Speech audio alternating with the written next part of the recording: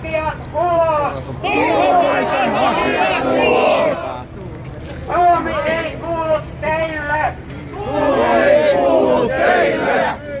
Suomi kuuluu meille! Suomi kuuluu meille! Ja se pysyy meillä! Ja se pysyy meillä! Te ette saa täältä mitään! Ette saa täältä mitään! Ai...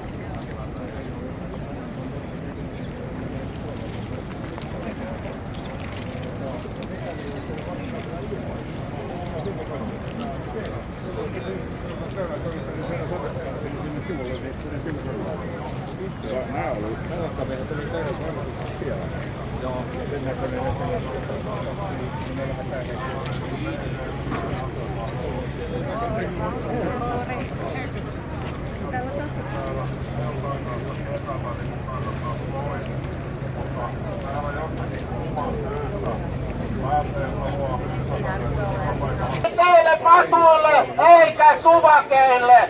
Häipykää Suomesta! Te ette ole suomalaisia, eikä teistä koskaan sellaisia tule!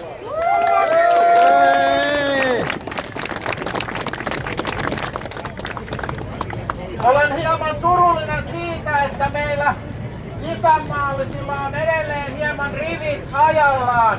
Meidän täytyisi näinä vakavina aikoina pitää yhtä. Tästä syystä sanonkin, että Suomi ensin tuossa vieressä on tehnyt hienoa työtä.